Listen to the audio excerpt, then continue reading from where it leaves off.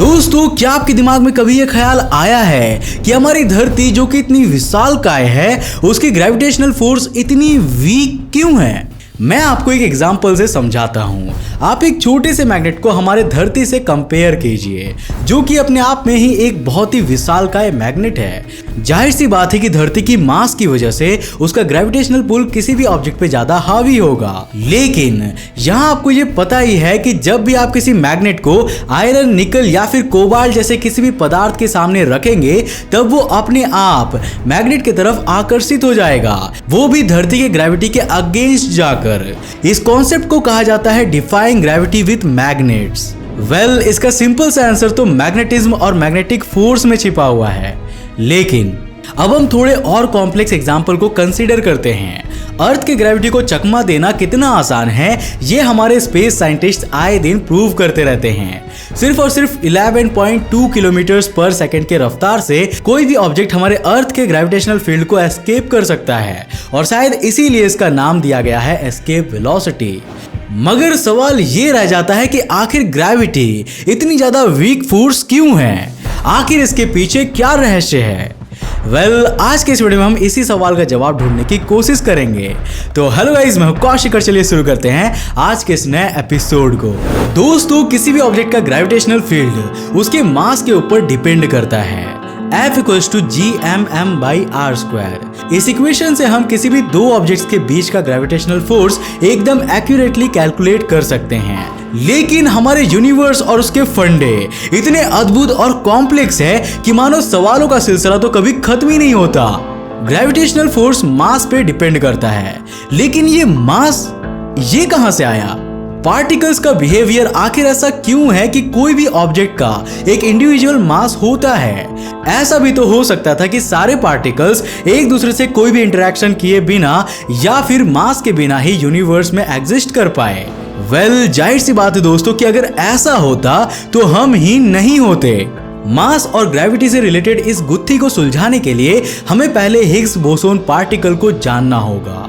साल 2012 में the large hadron collider यानी कि LHC दुनिया का सबसे बड़ा पार्टिकल एक्सेलरेटर। इसी लार्ज हैड्रॉन कोलाइडर के मदद से वैज्ञानिकों ने गॉड पार्टिकल का आविष्कार किया।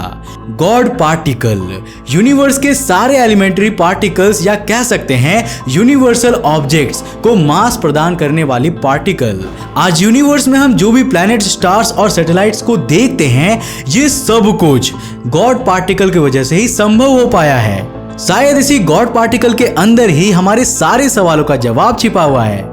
जैसे कि हायरार्की प्रॉब्लम को ही मान लीजिए। थ्योरेटिकल फिजिक्स के सबसे बड़े रहस्यों में से एक है ये हायरार्की प्रॉब्लम। हायरार्की प्रॉब्लम तभी उभर के आते हैं जब भी किसी फिजिकल पैरामीटर जैसे कि मास या फिर कोई कांस्टेंट, इन सब का फंडामेंटल वैल्यू इनके इफेक्टिव वैल्यू या फिर एक्सपेरिमेंट जनरेटेड वैल्यू से बहुत ही ज्यादा डिफर करता है। 10 टाइम 100 टाइम डिफर करना तो फिर भी मान सकते हैं, लेकिन 1024 टाइम्स ये तो साइंटिस्ट इमेजिन भी नहीं कर सकते। हायरार्की प्रॉब्लम के मुताबिक एक वीक फोर्स ग्रेविटी की तुलना में 1024 गुना ज्यादा स्ट्रॉन्ग होता है। यही तो है सबसे बड़ी आयरनी। साल 2012 के हिग्स बोसोन पार्टिकल डिस्कवरी ने ना सिर्फ standard model of particle physics को कंप्लीट किया, बल्कि इसके फाउंडर्स पीटर हिग्स और फ्रांसवा एंगलर्ट को 2013 के नोबेल प्राइज का सम्मान भी दिलवाया। लेकिन जब इस standard model of particle physics को मद्देनजर रखते हुए लार्ज हैड्रॉन कोलाइडर में एक्सपेरिमेंट्स कंडक्ट किए गए, तब हिग्स बोसोन पार्टिकल डिस्कवरी के साथ साथ एक ऐसा हायरार्की प्रॉब्लम सामने आया जिसने थ्योरेटिकल फिजिक्स की बुनियाद को ही हिला के रख दिया था। हिग्स पार्टिकल का मास फंडामेंटल वैल्यू से इतना ज्यादा कम था कि ये लॉज ऑफ फिजिक्स का इस्तेमाल करके भी एक्सप्लेन नहीं किया जा सकता। आखिर इतने कम मास वाला पार्टिकल दूसरे एलिमेंट्री पार्टिकल्स को कैसे इन्फ्लुएंस कर पाता है? आई नो कि ये सब सुनकर आप बहुत ही ज्यादा कंफ्यूज हो गए होंगे, इसलिए मैं आपको एक सिंपल सा एग्जांपल देकर समझाता हूँ। मान लीजिए आपने एक शार्प पेंसिल को देखा। ये कोई मामूली पेंसिल नहीं है, क्योंकि ये अपनी छोटी सी लीड टिप के ऊपर ही खड़ा है। आपको लगता होगा कि ये कैसे पॉसिबल है, मतलब एक पेंसिल इतनी छोटी लीड पे कैसे खड़ी हो सकती है, वो भी बिना किसी मदद के। ग्रेविटी के इफेक्ट से तो इसे गिर जाना चाहिए था, लेकिन ये इम्पॉसिबल नहीं है, बल्कि ये हो रहा है एक तरफ से एयर करंट्स और दूसरी तरफ से टेबल के वाइब्रेशन से। इन दोनों का ही इफेक्ट पेंसिल के ऊपर हावी है, इसीलिए एयर करंट्स और टेबल वाइब्रेशंस दोनों एक दूसरे को कैंसिल आउट कर रहे हैं, जिससे कि पेंसिल अपने इस छोटे से लीड टिप के ऊपर ही बैलेंस कर पा रहा है।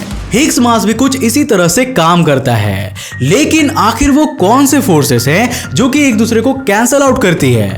इस सवाल का जवाब देने के लिए वैज्ञानिकों ने दो अनोखी थियरीज का जिक्र किया है। एक है द सुपर सिमेट्री थियरी और दूसरा है the multiverse theory. Super symmetry theory के मुताबिक सारे एलिमेंट्री पार्टिकल्स का ट्विन पार्टिकल्स भी मौजूद होता है, जैसे कि एक इलेक्ट्रॉन के लिए एक सिलेक्ट्रॉन और एक क्वार्क के लिए एक स्क्वार्क। इन्हीं ट्विन पार्टिकल्स के ऑपोजिट एनर्जीज एक दूसरे को ऐसे नलीफाई करती हैं कि हिग्स मास सुपर हैवी ग्रेविटी पार्टिकल्स के इफेक्ट से बच जाता है। लेकिन 2010 से लेकर 2013 तक लार्ज हेड्रॉन कोलाइडर में किए गए सारे एक्सपेरिमेंट्स में एक भी ट्विन पार्टिकल या फिर स्पार्टिकल का कोई भी एविडेंस नहीं मिल पाया है। ये बहुत ही चिंता का विषय है, क्योंकि कैलकुलेशंस के मुताबिक अगर हिग्स पार्टिकल का मास थोड़ा सा भी ज्यादा होता तो फिर इस यूनिवर्स में इलेक्ट्रॉन्स, प्रोटॉन्स, एटम्स कुछ भी एग्जिस्ट नहीं कर पाता। और अगर इलेक्ट्रॉन्स, प्रोटॉन्स, एटम्स कुछ भी एग्जिस्ट नहीं करेंगे तो फिर कॉम्प्लेक्स स्ट्रक्चर्स जैसे कि स्टार्स, प्लैनेट्स और यहाँ तक कि हम जैसे ह्यूमन बीइंग्स कुछ भी एग्जिस्ट नहीं कर पाते। तो फिर क्या इसका मतलब ये है कि हमारे इस यूनिवर्स का एग्जिस्टेंस महज एक एक्सीडेंट है या फिर एक कोइंसिडेंस है? क्या हम कभी भी हमारे यूनिवर्स के फंक्शंस को एग्जिस्टिंग लॉज ऑफ फिजिक्स के द्वारा एक्सप्लेन नहीं कर सकते? क्या हमारा यूनिवर्स भी उसी पेंसिल की तरह है जो सिर्फ और सिर्फ दूसरे मल्टीवर्स के ऑपोजिट इफेक्ट्स के बुनियाद पर खड़ा है? वो भी ऐसे मल्टीवर्स जिनको हम कभी भी ढूंढ नहीं पाएंगे, क्योंकि ये सब कुछ डार्क मैटर का बना हुआ है। जब ऐसे हैरान कर देने वाले सवाल हमारे वैज्ञानिकों के दिमाग में आए, तब हमारे पास एक ऐसी थियरी आई जिसमें से आशा की किरणें देखने को मिली। 3 brilliant scientist, John Hopkin university के डेविड कैप्लन, स्टैनफोर्ड यूनिवर्सिटी के पीटर ग्राहम और यूनिवर्सिटी ऑफ कैलिफोर्निया के सुरजीत राजेंद्रन, इन तीनों को पता था कि हिग्स मास की गुत्थी को सुलझाने के लिए पहले ग्रेविटी के प्रॉब्लम को सॉल्व करना पड़ेगा।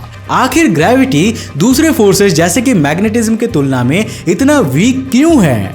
इस हायरार्की प्रॉब्लम का सॉल्यूशन है कॉस्मोस का जन्म।